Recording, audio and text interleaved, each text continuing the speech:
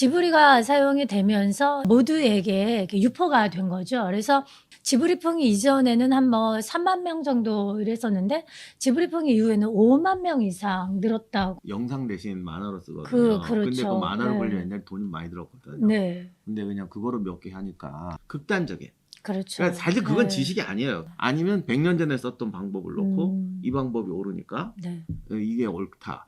이렇게 돼서 하는데 여기에 확신을 가져버려요. AI의 문제점 중에 하나가 알고리즘으로 인해서 맞아요. 확증 편향, 극단화, 이 논쟁이 필요한 지점을 다 비켜가게 되는, 우리가 갖고 있는 편협한 생각들을 더 확고하게 만들고 네. 그것이 더 진실인 것처럼 만들고 더 좁은 세상으로 우리를 이끌고 있지는 않는가. 뭐 제가 늘 하는 말이지만 음. 인공지능은 가치 판단을 답을 주는 게 아니에요. 인공지능이 가치 판단을 해줄 거라고 하는데 음. 걔도 가치 판단을 할 수가 없어요. 인공지능이 점점 발달해서 자기 결론을 강요하는 것이 아니라 네. 또 그놈 중에 선동꾼이 나올 거예요. 그래. 옛날 만화에 나오듯이 음. 인공지능도 독재자와 뭐 이게 생겨서 전쟁하고 이런다는 게 네. 진짜 가능할 수도 있는데 네. 이스라엘이 전쟁하면서 라벤더 프로그램을 통해서 표적에 대해서 이제 폭격을 한 거죠. 그렇죠. 핀셋 공격은 하는데 음. 그렇다고 해서 민간인이나 억울한 사람이 없느냐? 안 생길 수가 없어요. 그렇죠. 계산을 빨리 할 뿐이에요. 음. 근데 걔들이 인간의 갈등을 이해하고 너는 요걸 가지고 이렇게 해라까지 하는 단계가 되면 네. 사람의 재현이 되는 거죠. 걔들이 인간을 죽이고 뭐 인공지능끼리 살자 그래도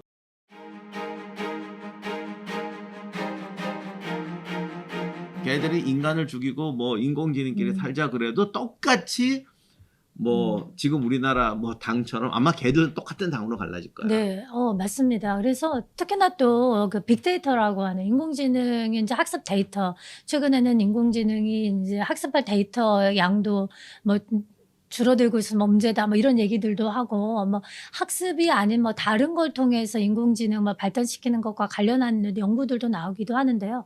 그래도 어쨌든 인공지능이 기본 그런 데이터들은 애초 인간의 데이터가 굉장히 많이 참조가 되고 그 안에 이미 많은 부분에 어떻게 보면 인간들의 편향이라고 하는 편견이라고 하는 것들이 어느 정도 많이 들어가 있을 수도 있고, 또 그렇지 않다고 하더라도 그 알고리즘을 만들어가는 과정 안에 인간의 조작이 들어갈 수도 있거든요. 그럼요. 네.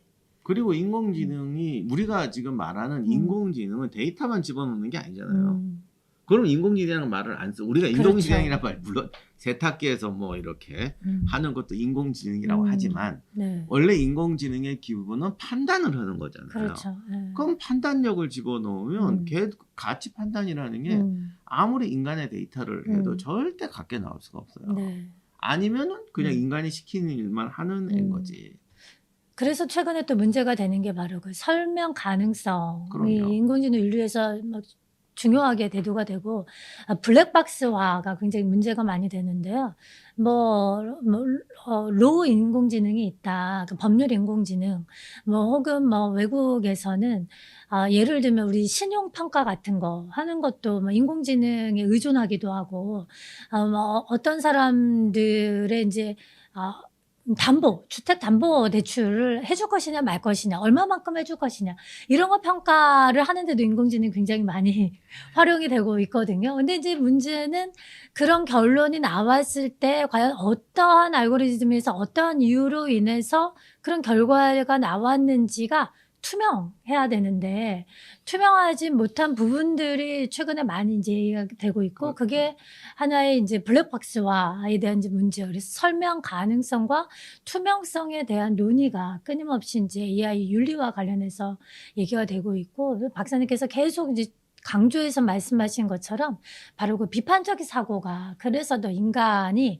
아까 라벤더 프로그램이든 아니면 미국의 팔런티어와 같은 이제 그런 것이든 최종적으로는 인간이 판단을 해야 되거든요. 이제 그런 과정에 거쳐서 결론을 내리는 거죠. 근데 이제 최근에 이야기하면서 인공지능이 뭐 디스토피아, 뭐 유토피아, 뭐 여러 뭐 극단적으로 이야기를 하기도 하지만, 디스토피아적인 시각에서의 사람들은 인공지능이 마치 우리 핵 개발, 그 맨하탄 프로젝트에서 핵 개발 이상의 그런 해악을 인간한테 줄 것이다. 그런데 또 한편에서는 핵하고 핵무기하고 인공지능의 큰 차이가, 핵은 어쨌든 인간이 그 사용할지 말지를 결정할 수 있었잖아요, 그 당시에. 그런데 인공지능의 모든 시스템은 만약에 자율주행 자동차가 더 상용화돼서 우리가 사용하는 모든 자동차가, 인간이 사용하는 모든 자동차가 자율주행 자동차가 되었을 때에, 그럼 그 판단이 인간이 아니라 자율주행 자동차가 충돌의 상황에서 충돌을 할지 말지를 그거 뭐 늘 하는 얘기잖아요. 네, 그렇게 정하게 해서 그럼 예를 들면 되는. 네. 4명 타고 있는 차가 음. 충돌할 때 옆에를 친다. 네, 또는 한 명을 희생시킨다. 그렇죠. 그럴 때 그러면 인공지능도 음. 사람하고 똑같이 판단해요. 음. 그리고 그게 사람하고 가까워지면 질수록 자기 개성을 갖게 되는 거죠. 그렇죠. 제가 라이브 때도 그 음. 얘기를 했는데 이게 사실은 선동의 결과인데 네. 많은 사람들이 정말 잘못 알고 있는 게 음. 어떤 우리가 알는 비합리적 결정들. 네. 예를 들면 판사가 음. 검사가 비합리적인 결정을 했다. 그럼 우리는 그걸 부정이 개입했다고만 보는 거죠. 네. 제가 돈을 받았다거나 네. 뭐 그러니까 그거를 배제. 인공지능이 그거를 배제하면 많이 공감할 수 있는 합리적인 결과를 낼 거라고 생각들을 하는데 사실 전근대 사회에서 일어나는 부정들을 보면 개인의 탐욕으로 하는 것도 있지만 네. 당시 어떤 메커니즘에서 그렇다고 그 사람이 착하다는 건 아니에요. 네. 그러나 정말 이건 순 100% 악이다 이러고 뇌물을 받는 게 아니라 네. 이 시스템을 유지하는 게 오히려 낫다. 그리고 내가 뇌물을 받아서 덕도 보지만 네. 사실은 그래도 이게 나은 거다라고 생각하는 사람이 훨씬 많아요. 네. 그러니까 우리가 생각하는 것보다 굉장히 다양한 변수가 있어요. 그렇죠. 근데 사람들은 그걸 딱 빼면 나온다고 생각하는 거지. 그렇죠. 뭐 심지어 그러더라고. 의사분들이 왜 병원마다 약이 좀 다르잖아. 네. 그러면 그 제약회사에서 엄청 로비하잖아요. 그러니까 어떤 사람은 수많은 약이 있지만 네. 딱 제일 좋은 약은 A라는 거야. 네. 그런데 제약회사가 로비를 하기 때문에 어디서는 B 쓰고 C 쓴다는 거 아니잖아요. 네. 사실은. 그렇죠. 인간이 75억 인구가 다 달라서 네. 어떤 사람한테 A 약이 낫고 어떤 사람한테 B 약이 나은 거예요. 네. 또 합병증도 있고 그렇죠. 그러니까. 그러니까 지나친 극단화의 또 다른 문제가 지금 말씀하신 지나친 단순화. 네. 브레인 랏이라고 혹시 많이 들어보셨을 텐데요. 2024년에 옥스퍼드대에서 해마다 거의 이제 올해의 뭐 용어, 단어 뭐 이런 걸 제시하는데 2024년에 제시했던 단어가 브레인 랏이었어요. 그래서 뭐 그게 우리나라에서는 뭐 기자들도 그렇고 뭐 일부의 사람들이 뭐 뇌 썩음, 뇌 부패 굉장히 뭐 직관적이고 좀 자극적인 용어로 번역을 했는데 이제 브레인 왓이라고 하는 용어. 근데 그 브레인 왓이 이제 가리키는 게 한마디로 뭐냐면 여러 가지 콘텐츠들이 있잖아요. 특히나 동영상 콘텐츠들의 이제 낮은 퀄리티의, 그러니까 질적 수준이 높지 않은 그런 수준의 동영상들을 소비함으로써 보내는 시간에 나타나는 뇌의 현상인 거예요. 우리 세미나에서 농담으로 하는 뇌 두부화 현상이죠. 네, 맞습니다. 좀 심한 건 말이 같긴 네네. 한데. 오히려 뭐 뇌 두부화가 덜, 좀 순화된 표현 같기도 합니다. 그 뇌썩음보다. 근데 이 뇌썩음이라는 브레인 왓이라는 그 용어가 처음 사용된 게 역사적으로 보면 그 데이비드 헬 소로우 아시잖아요. 그 월든이라는 책을 썼던 그 소로우가 1854년에 그 월든이라는 책에서 브레인 왓이라는 용어를 사용했어요. 근데 그 용어를 사용하는 게 굉장히 그 비유가 재밌는데요. 이제 이 사람이 이제 왜 그 비유를 사용하게 됐냐면 이제 소로가 본인이 지금 그 당시에 이제 시대 경향인 거죠. 많은 사람들이 복잡하거나 다양한 측면에서 해석이 가능한 그런 개념들 굉장히 생각하기 복잡하잖아요. 고민이 되고 아까 뭐 구석기 때부터 그랬어요. 네, 제가 말씀드린 것처럼 인적인 갈등을 일으키는. 근데 그러한 개념들에 대해서 이제 고민하는 것들을 좀 회피하고 도외시하고 하는 그러한 사회적인 경향을 비판적인 시각으로 얘기하면서 사람들이 인지적이고 지적인 노력을 쇠퇴하는 사회적인 경향을 비판하면서 그 브레인 왓을 그 용어를 썼는데 그때 이 사람이 굉장히 재미있는 비유를 들어요. 영국이 감자가 부패하는 것에는 관심을 기울이는데 뇌가 부패하는 이 만연한 현상에 대해서는 별로 관심을 기울이지 않는다. 근데 이게 더 심각한 문제다라는 이제 그런 이야기들을 이제 거기서 하거든요. 그러면서 이제 브레인 왓이라고 얘기를 하는데 최근에 그 생성 AI를 사용하는 거, 아이들이 사용하는 거, 사실 어떻게 보면 숏폼, 뭐 틱톡과 같은 경우에도 굉장히 질적 수준이 낮은 그런 콘텐츠도 굉장히 많이 있잖아요. 그 시장이 이게 넓어지면서 최근에 이게 얼마 안 됐는데요. 제가 굉장히 좀 충격적인 이제 기사를 봤는데 한 어떤 이제 콘텐츠, 숏폼인데 그 콘텐츠가 뭐 거의 뭐 몇백만 억 뷰 막 이렇게 돼서 막 그 사람이 그 올린 사람이 굉장히 뭐 세계적인 스타가 되고 근데 그래서 저도 그 콘텐츠가 어떤 걸까? 얼마나 위대하고 대단하기에. 근데 너무나 황당스럽고 단지 황당스러운 것뿐만 아니라 너무나 저급한 내용이었어요.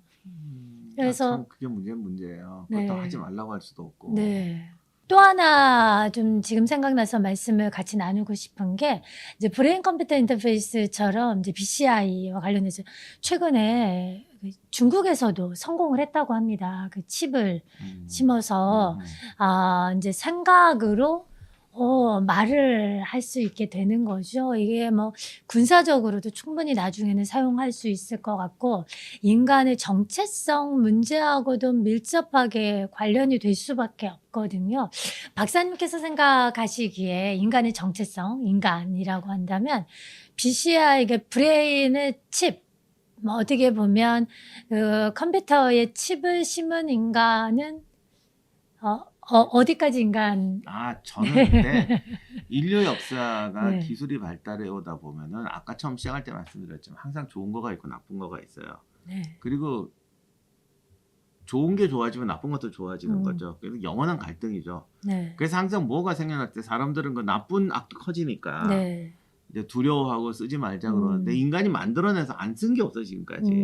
네. 뭐 기차 나왔을 때도 타지 말자고 그랬지. 음. 기관총 나올 때도 쓰지 말자고 그랬지. 네. 석궁 나왔을 때도 쓰지 말자고 그랬지. 네. 근데 다 썼잖아요. 그렇죠. 그리고 음. 결국은 그걸 감당할 수 있느냐에 대한 거죠. 그리고 이제 해악을 없애는 게 아니라 케어하거나 선과 악이 충돌했을 때 네. 선이 극복하게 하는 이제 그걸 갖고 노력해야 되는데 네. 지금 이런 말씀을 우리가 인공지능 하는 것도 이게 쓰자 말자가 아니라 네. 항상 문제를 정확하게 알고 승리하는 법을 찾자라는 네. 게 본질이라고 저는 생각합니다. 최근에 인공지능과 관련해서 이제 피지컬 AI에 대해서도 이제 많이 나오는데 아까 뭐 BCI 요거는 잠깐 좀 차치하고라도 피지컬 AI 몸을 갖춘 거죠. 물리적인 돌아다닐 수 있는. 그래서 뭐 현대자동차 공장에 이미 운반하고 조립하는데 예. 내년부터는 거의 뭐 이제 이거 다 하던데. 네. 근데 아마 좀 우리가 생각하는 이상의 저기 세상이 오긴 할 것 같아요. 네. 근데 저는 늘 그렇게 말씀드리고 싶어요. 우리는 보는 거 갖고 구별을 해요. 그러니까 사람이 이렇게 살다가 네. 이렇게 먹게 되면 어떻게 될까? 이제 이렇게 되는데 네. 사실 그게 중요한 게 아니라 인간의 본성은 결국 똑같기 때문에 네. 눈에 보이는 게 아니라 본성을 가지고 어떻게 살아가느냐 네. 이런 게 저는 더 중요하다고 봅니다. 네. 그래서 저는 그 인문학이라고 하는 철학이라고 하는 과거 역사라고 하는 이런 거에 오히려 더 AI가 더 발전할수록 우리가 더 천착해야 되지 않을까. 어떻게 보면 피지컬 AI를 우리가 상정하고 생각했을 때 안드로이드가 만약에 있다고 그렇죠. 생각하면 그 안드로이드는 우리 인간은 이제 역사적 존재잖아요. 박사님도 그렇고 저도 그렇고 과거에 뭐 증조 할머니, 고조 할머니부터 해서 우리의 역사적인 존재인데 과연 그런 피지컬 AI는 역사적인 존재라고 말할 수 있을까? 뭐 이미 네. 역사적인 그러니까 인간이 만들어내는 건 역사적인 존재가 되는데 네. 그게 이제 별 미미한 반응이 묻어갈 때 고민 없이 쓸 때요. 그렇죠. 그럴 때는 뭐 역사적인 존재라는 단어를 안 붙이는 건데 네. 인공지능은 인간의 삶을 우리가 생각하지 못한 방향으로 바꿀 것 같아요. 네. 그러니까 다만 그러니까 제가 가끔 인공지능이 가치 판단 못 해줘 뭐 이런 얘기하면 네. 또 사람들은 역사학자는 보수적이라고 생각해.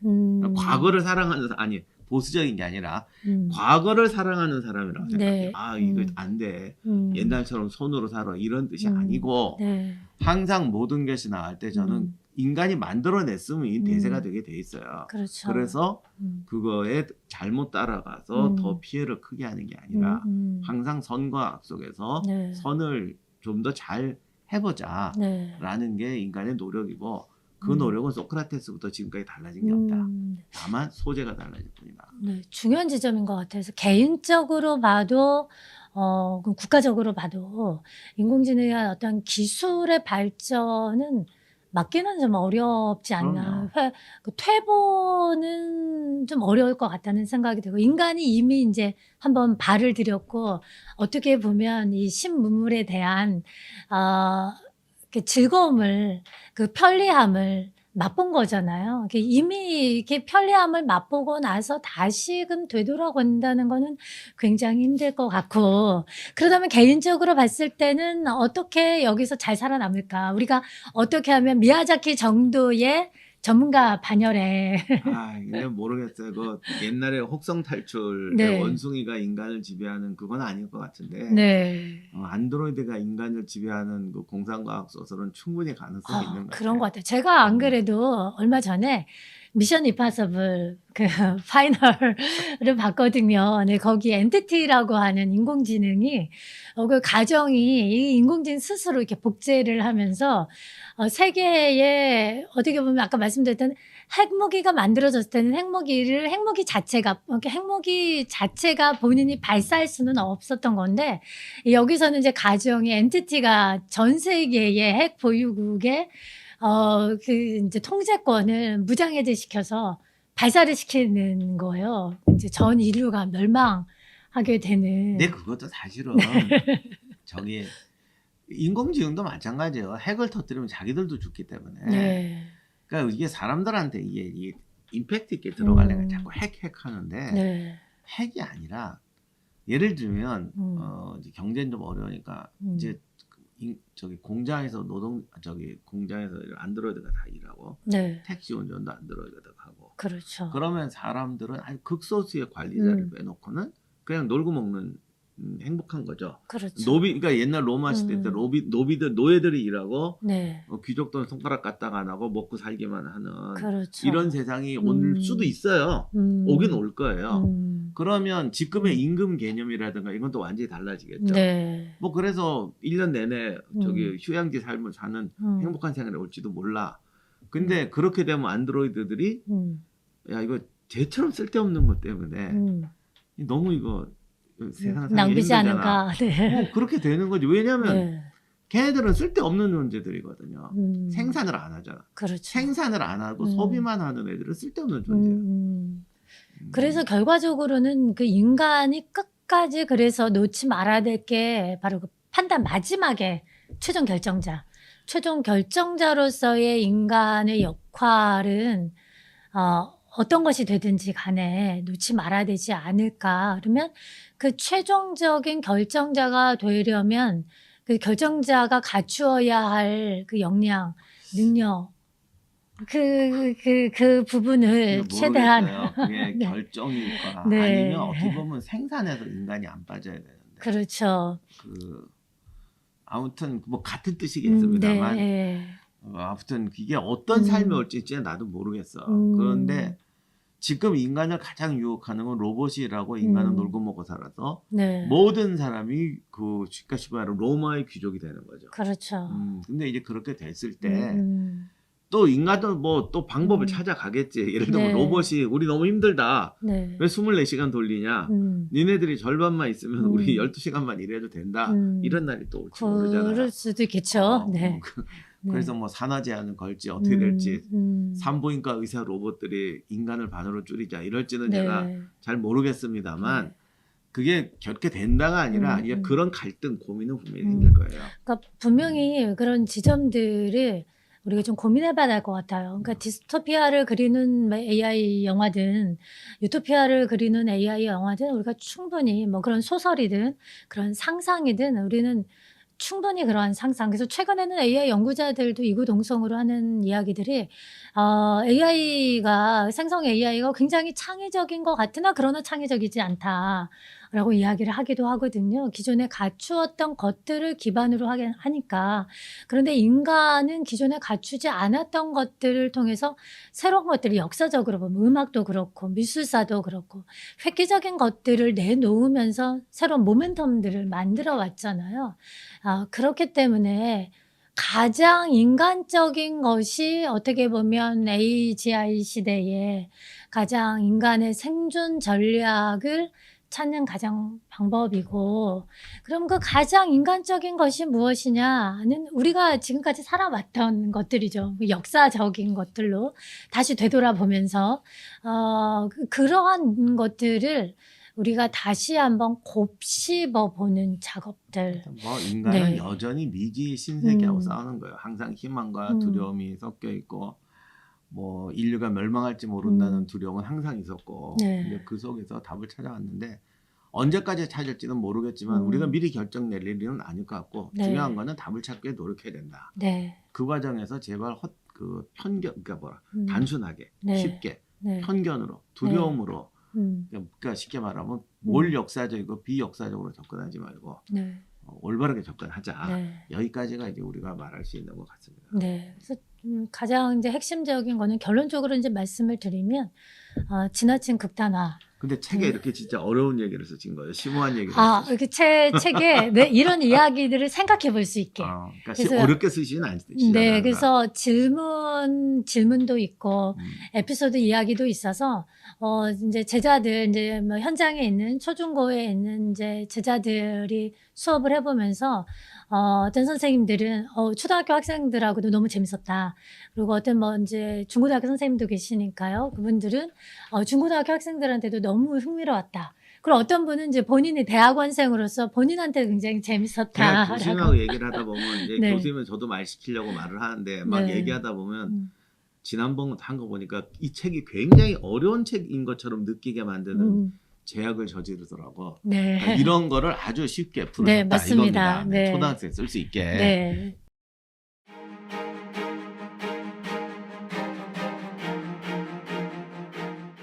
탁현에서 조조능까지 도는 4박 5일 도원결의 편, 그리고 사천성하고 한중지역 총나라 유적을 도는 6박 7일 사천성 편입니다. 자세한 코스와 일정은 더보기란과 댓글에 제가 링크를 걸어 드릴 테니까 그것을 참조하시기 바랍니다.